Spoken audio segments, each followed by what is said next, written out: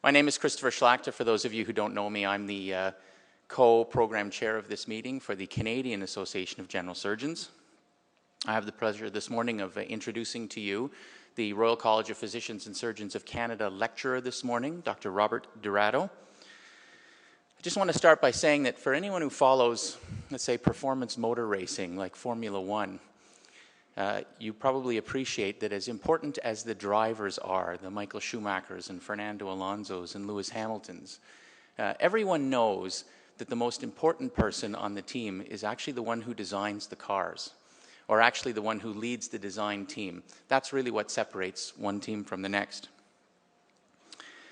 As we, as surgeons now, fancy ourselves as Michael Schumachers in our own field, and as we become more and more technology dependent, both in terms of delivering our therapeutic care and also in training our surgeons, it's in fact the Robert DiRaddos of the world who are going to be metaphorically designing these cars for us.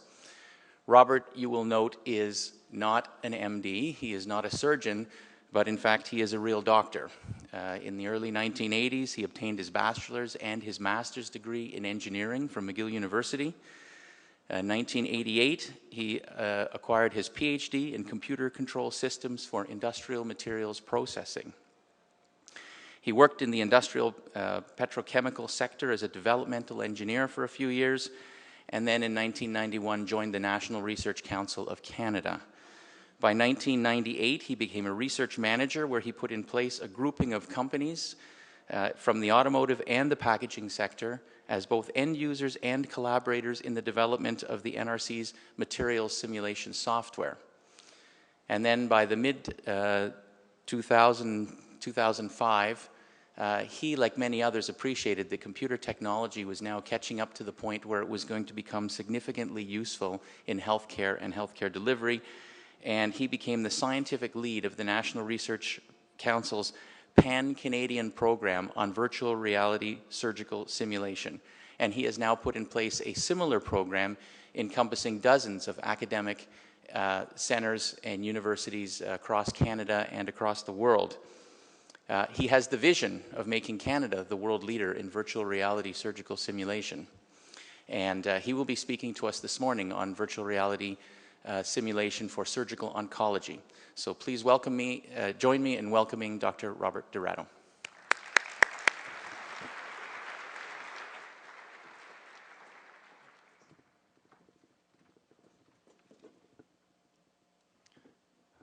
Thank you very much, Dr. Schlachter. Thank you, Dr. Fitzgerald. It's a privilege to be here, essentially representing Canada, and further to the invitation, courtesy of the Royal College. So the talk is entitled "The Virtual Reality Systems for Surgical Oncology." It's as Dr. Schlachter mentioned, it's a Pan-Canadian initiative that includes National Research Council institutes from across Canada, as well as we've gotten up to 19 teaching hospitals across Canada that are involved in our initiative. So this is a quick outline of our talk. And let me briefly give you a context for simulation. Obviously, there's the very strong analogy with the evolution of flight simulators. All pilots have to be certified on simulation technology, virtual reality simulation technology. So they have to practice flying a plane in a virtual space, in a video game, and pass the exams before getting behind the cockpit of an actual plane. So many individuals claim, and it appears very strongly that it's the case, that medicine and surgery will follow is following the same evolution that flight simulation followed over the past 10 or 20 years. And actually the largest world manufacturer of flight simulators is actually in the Montreal area, CAE. The Two Errors Human Report in 1999 indicated that medical errors were the 8th leading cause of death.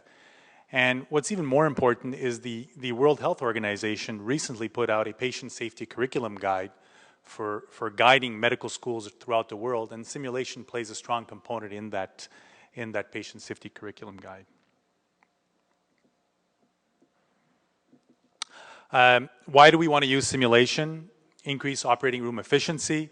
If we can train that resident as much as possible outside of the operating room, so that when he's in the operating room, he or she are in the operating room doing training, it's a more efficient operation and a more efficient training experience. And estimates indicate that we can cut $1,500 per hour cut of operating room time. Again, facilitate training, give residents tools to improve the training process, reduce risk for complex cases. If there's a complex case that a surgeon's not sure about, they can try it in a virtual space on that specific patient's anatomy beforehand, so that it's similar to that case this morning on the Canadian surgeon out of Afghanistan, where the general surgeons were doing the craniotomies. If they can practice this beforehand, obviously there's high value to that. So that's the training for the remote locations, in particular Canada being a sparse population country. Current simulators, obviously the living, the dead, cadavers, animals. Plastic simulators, mannequins are being adopted everywhere throughout the world. And our focus is on virtual reality simulators, which combine computers and haptics, which provide a visual feedback and a touch feedback. So the haptics provides a touch feedback to the surgeon. The advantage of virtual reality is that you can leverage to more pathologies and procedures because you're starting off in a virtual space. So it's easier from a hardware expenditure perspective to move on to other pathologies and other surgeries. And this is what we've done in our program. We've focused on neurosurgery, but we've designed the software and the technology in such a way that it's relatively easy to leverage to other surgical specialties. The other advantage of virtual reality is patient-specific. Since you're in a digital space, you can take in data from a hospital PACS, computerized data from a medical image, and convert that and stay in a virtual space, feed it into your virtual reality system, and conduct patient-specific rehearsal or training. So it's an overview of our project is to develop Rehearsal, which is the jargon used to combine patient-specific with training technologies, integrated with an imaging approach, which we're working with MRI for patient-specific surgical oncology. So you have the imaging that feeds in, then you get a planning process that generates what's called a finite element mesh of the anatomy that you're working on, the blue thing here. So this is very engineering lingo. This finite element anatomy is then fed into, of the patient, is fed into the training system with a series of cases and exercises to conduct the training. So I'm very proud of this. It's really, truly a pan-Canadian initiative. We have some international representation in the program, and we're obviously open to expanding what we're doing throughout the world. And we're in the process of select examples of this. The red circles being the NRC institutes throughout Canada, the green diamonds being the different teaching hospitals, all the way from Halifax all the way to Victoria out in BC. And again, as I mentioned, we have some international representation in Europe and in the US. So we're focusing on neurosurgery, and we're focusing also on two types of surgery: craniotomies, open surgeries, as well as transsphenoidal in the context of this program. And I know this conference is an endoscopic conference, so I'll try and give a bigger emphasis to that in the context of the presentation. Okay, so this is how we've progressed from August 2008 on the left to today. That's really engineering on the left there in green. It's a series of elements, finite elements, and what you do is you discretize the field of view into thousands of elements. So the analogy in the medical world is cells. And once it's discretized, you solve the fundamental laws of mechanics that are applied at each element. And these are laws that are derived from Newton's first principles. They're very complex mathematical equations. From your linear algebra days in high school, you resolve very large matrix inversions of thousands by thousands of matrices. And you have to do this fast in real time so that you can provide the appropriate feedback in real time for the visual and for the haptics for the surgeon. So this means that you have a very high computational requirement. And the advantage of this, it's very tough for us from an engineering perspective to resolve these problems. The advantage of it is that it provides a realistic behavior because we're basing it on derivations of Newton's laws, the laws of physics, the laws of mechanics, so that you get a realistic behavior over a wide range of conditions. So that's why it's a little bit different than the classical video games that you can buy off the shelf that don't rely on Newton's laws in their development process. So that's where we are today on the simulator. That's on the left there, the big picture. The smaller one on the right is an actual picture from a craniotomy. And we've also started putting in performance scores into the simulator. When Dr. Fried was helping us get this project going, he says, well, guys, if you're going to do a development, you got to put in metrics from the beginning or you're wasting your time. So we've made an important effort on that, and we're putting in performance scores, blood loss, time to complete the surgery, percent tumor removal, percent healthy tissue removal. That is being put in place on the bottom there as we're doing the development. Some of the special effects, tissue texture, skull, dura, drapes, and so on, and bleeding. We have very good blood accumulation and so on in the special effects component. For endoscopy, we had to purchase another haptic system. So these haptic systems are what gives you the touch feedback and what interacts with the computer so that you feel the actual soft tissues. And for the transnasal, it was a completely different haptic system that we had to procure. And the challenges in endoscopy are different. We have to, from an engineering perspective, we have to calculate collision along the full endoscope shaft. And we're looking at collision with deforming bodies, so it's doubly more difficult for us. It's a stronger force feedback because we're looking at bone. There are bones under the soft tissues, so the differential in stiffnesses from the soft tissues to the bones is very difficult for us from an engineering perspective, and that needs to be considered in the model. And we got to look at dissection of soft tissues, which also is very difficult from an engineering perspective, and this is what we're working on today as we speak. So this is a quick snapshot of different snapshots of the transnasal endoscopy simulator. And I'm going to cross my fingers that the animation on the next slide will work. That's a nose, and we're going in the nostril. And again, it's preliminary. We don't have the dissection yet, but I'm quite encouraged by how far we've gotten in the last couple of years. And there's a big effort going forward on this in the next couple of years for us.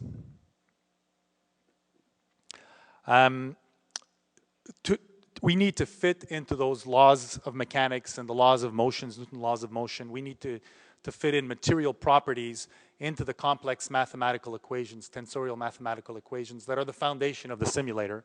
So we need to get this on tissues, and it's a bigger challenge than what one might think. So we've taken a three-pronged approach. On the left, we test on animal tissues so that we can identify the appropriate mathematical model for use in the simulator. So we do it on animal tissues in our lab. Second prong is we go into the operating room with a portable device that we've developed and actually measure it on freshly excised tissue. So those are elasticity maps you see in the middle in the red and in the blue. And we use this to adapt the models. And then we ultimately, long term, we have to be able to do this non-invasively before the operation. So we're developing a technique that takes MRI imaging and combines that with mathematics and mechanics and so on to give you an estimate of the stiffness distribution of the tumor relative to the soft tissue beforehand, non-invasively. So that's obviously very important. You don't want to have to open up the skull to get your tissue properties to do the rehearsal for the surgery on the next day. So this is a three-pronged approach that we're taking. And again, I mentioned we're getting tumor measurements on site at the Montreal Neurological Institute using our indenture on freshly excised tissue. We've also designed the software in the technology in such a way that it's very surgeon interactive. So on the left here, the surgeon can tune, with the two knobs on the bottom, can tune the tissue properties to his experience. He can say, well, brain feels like this. So he turns his knob until it gets to the stiffness he knows. And the other knob, I think this tumor is going to feel this type of stiffness. So he has that control to tune the properties. And on the right, I mean, this is a preliminary test, but we did a study at the World Federation of Neurosurgery conference in Boston with about 70 neurosurgeons, and we had a series of tests, and each test was increasing difficulty, meaning that the differential in stiffness between the three cubes you see on the left there, the green, white, and yellow, and red, the differential in stiffnesses was decreasing as you went from test 1 to test 6. And as you can see, as it gets more difficult, there's a less of a quality score for the surgeons. So these are some tools that we're adding in to the technology. If we want to do this patient-specific, the stumbling block for the patient-specific component is to be able to efficiently and rapidly take an image and generate a finite element mesh for the simulator. And this is not very easy. So we're working on this. We've gotten tumor delineation, vasculature, surgical corridor, and so on. And we're working towards 45 minutes from the raw images to the simulation models done by someone with a technician background. You can't have this done by a Ph.D. or by a surgeon to generate the mesh. So this is part of what we're working on. One of our collaborators, Dr. Alan Okranik, is working with us to bring our technology to telesimulation for training for remote locations. So Dr. Okranik, who's a speaker here yesterday, I believe, has trained surgeons, not with our technology, but has trained surgeons throughout the world, in Africa, Asia, South America, and so on. And we're in the process of putting together a project with him where we would do a proof of concept with our simulator with an African country. So we're working on that with him. And as the first step of the proof of concept, we did a link between an Ontario neurosurgeon and a Montreal resident on the bottom there via the internet on a telesimulation proof of concept. Okay, so again, I mean, there's nothing more dangerous than giving a bunch of money to a bunch of researchers and computer scientists and telling them to go and letting them do what they want for a couple of years. So I've insisted on putting in a mechanism where we consistently are getting surgeons' feedback on the development of the technology. I'm not going to go into detail on the items that we've put in there, but those are surgeons that you see on the right trying out our technology, giving us feedback regularly, and we're very, very serious about taking that feedback and putting it into the simulator from the get-go. So we're in the process of transferring prototypes to hospital locations throughout Canada, and we're negotiating for one site in the United States and one site in Europe. So I believe that one has already been installed in Toronto. The London one is virtually ready to go, and there's others across Canada. And the idea here is to align the research and development with prototype deliveries to hospitals. And in our world, we call that agile programming R&D.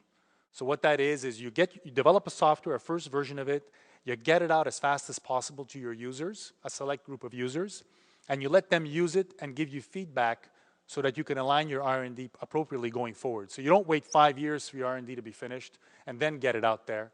You do it as fast as possible, and you align the end user in your development process. So that's called agile programming. And that's the first prototype that we've put out in the picture there. We're very serious also about getting my researchers and engineers into the operating room. So we've observed 18 of our people have observed 33 surgeries in 7 hospitals. That's one of my researchers there with a surgeon, Dr. David Clark, out of the Queen Elizabeth II Hospital in Halifax. And we also have a resident, a neurosurgeon resident on site at our location 1 day a week, helping us with the development. So I don't know if some of you saw this. Our project made the national news in Canada in August. We did a rehearsal of sorts, I'll call it, a rehearsal of sorts on a patient, Ellen, before her actual tumor resection. So that was Dr. David Clark that did that. And that actually had widespread national coverage in Canada in the month of August. And it also got a lot of press. There was a little bit of press in the States. There was the MIT technology review that took this on. And some famous guy put it on Twitter. I don't know who it was, but it's some apparently very, very famous guy. So that's the extent of the exposure I think we got in the United States. But in Canada, it was very, very widespread, and we're very proud of being able to sensitize the community to this type of initiative. So again, the NRC is a national lab, a federal government lab, and that's enters in our role. It's part of our role. Again, I mentioned we have what we call advisory committee meetings. We meet with our surgeons twice a year, formally in locations rotating between Canada's 2 largest cities to make sure we have a critical mass. And the vision I had here is that having these meetings keeps the project's results focused and clinically pertinent and prevents us from deviating into a world of endless publications and this sort of thing. So make sure that we're putting out stuff that's actually pertinent. So the meetings are always off-site, outside of our comfort zone and in the comfort zone of the clinicians, and we've had 3 so far, and our next one will be in September at the London, Ontario Health Sciences Centre. So the committee composes 30 surgeons, which includes several surgical residents from across Canada. So we thought it was important not just to get in the high-end experienced surgeons into our committee, which we do have, but also to bring in some really technology smart surgical residents that are familiar with computers and so on. And we also have select representation from the US, the research communities, the Canadian Patient Safety Institute, Health Canada now, the Royal College is also part of the committee, CAGS also. And actually the American Association of Neurological Scientists is also represented. So our path forward, I mean, I really don't want to come across arrogant in any way, but we have to be confident and have a vision. And our path forward is to provide a research and development platform of next generation simulators. Now we know there are commercial simulators out there, but we feel that by bringing in the concept of mathematical models derived from Newton's laws, we improve the realism and allow these simulators to be even more realistic and pertinent to your needs. So provide an R&D platform for neurosurgery, and again, as I mentioned, for other surgical specialties. So as engineers, we were able to design this in such a way that soft tissues are soft tissues from a mechanics perspective to a growing medical simulation industry. And I don't know if any of you saw the news a couple of weeks ago that Montreal company is now has purchased license rights to medical simulation technology from a company located here in the US. So they're going into this in a strong way. And our vision is to see a pervasive use of our technology with, I'm hoping, 50 sites worldwide by 2015. So we've put this vision forward, and we'd like to position Canada as a strong global leader in this field. We don't want to do this on our own. We're just a federal government lab, and that's us in the middle NRC. So we think we have a strong linkages to hospital collaborators in Canada. We know we do. And now the path going forward, we have to build other contacts with the industry, with associations, accrediting bodies, institutional organizations, other government organizations, and the international community. We can't pretend to do this in isolation. It's a world issue. Training of surgeons is a world issue, and NRC and Canada are here to help. So this is our website. It's neurotouch.ca. And I wasn't allowed to make it a completely open website because of Government of Canada rules. So there's a username and a password. And the username is, you click on the extranet, the username is surgical and the password is simulator. So you can go in and see what we're doing on our website. And that's all I have. Thank you for your time.